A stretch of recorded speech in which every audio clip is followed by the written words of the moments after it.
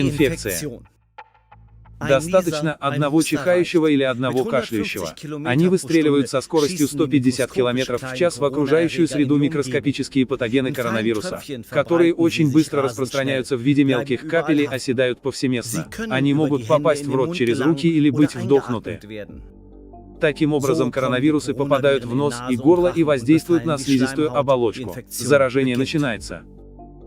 Инкубационный период длится от 4 до 14 дней, а это значит, что через 3 или 4 дня, не раньше, я замечаю что-либо как пациент.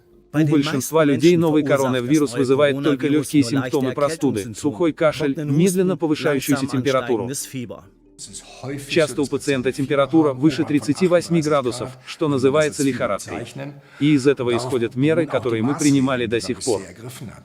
Тот, кто говорит, что у него симптомы, что его лихорадит, что он гриппует, кашляет, у кого обычно начинается сухость, у кого на самом деле повышена температура, у кого общие симптомы болезни, тот должен понимать, что при растущих числах инфицированных на данный момент, он также инфицирован.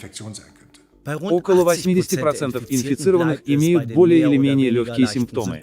Согласно предыдущим результатам, они исчезают через несколько дней. Распространение. Но коронные вирусы могут распространяться, мигрировать дальше от горла до легких. Там они распространяются, размножаясь в клетках легких. Легкие могут быть полностью воспалены. Страшная пневмония. Это обычно развивается на очень поздних стадиях течения болезни, обычно только на 9-10 день после заражения. И пневмония приводит к одышке, и это приводит к уменьшению насыщения кислородом. На самом деле это осложнение, которое встречается практически у всех пациентов, которым необходимо обратиться в отделение интенсивной терапии. Организм снабжается кислородом через легкие. Кислород поступает в кровоток из альвеол через тонкую мембрану, откуда он распределяется по всему телу. Осложнения. Осложнения возникают, когда вторгшиеся коронавирусы оседают в пространстве между альвеолами и кровеносными сосудами и приводят к воспалению.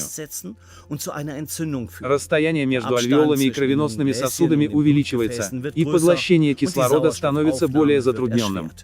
Пациент чувствует это как нехватку воздуха. Он это замечает, так сказать, ему становится все труднее дышать. И он замечает, что он больше не так активен, иными словами, не может выполнять свои обычные действия.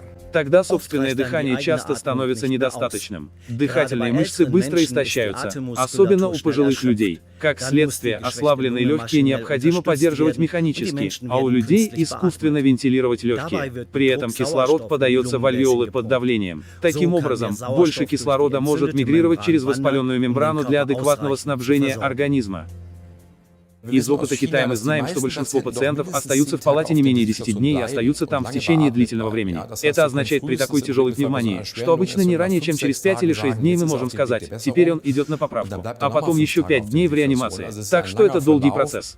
Если воспаление так повредило легкие, что вода накапливается в легких и кислород больше не может поглощаться, несмотря на искусственную вентиляцию легких, тогда подключаемая машина должна взять на себя функцию легких. Так называемая ЭКМО, что означает, что кровь обогащается кислородом вне организма и возвращается в организм.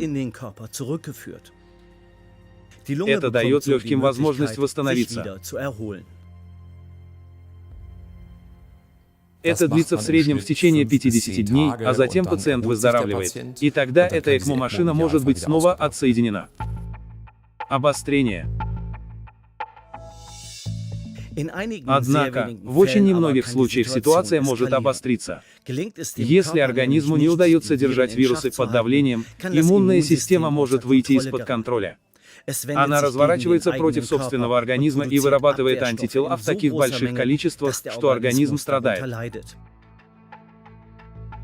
Эта чрезмерная реакция повреждает стенки кровеносных сосудов. Все больше жидкости попадает в ткани и попадает в кровообращение.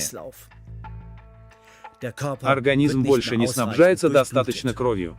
Тогда необходима соответствующая поддержка кровообращения, препараты для кровообращения, а затем нам нужна очень сбалансированная жидкостная терапия. Также, иногда применяется небольшая доза терапии кортизоном, которая действительно поддерживает этих пациентов с тяжелым септическим шоком. Но, конечно, смертность продолжает расти. К счастью, эти тяжелые случаи очень редки.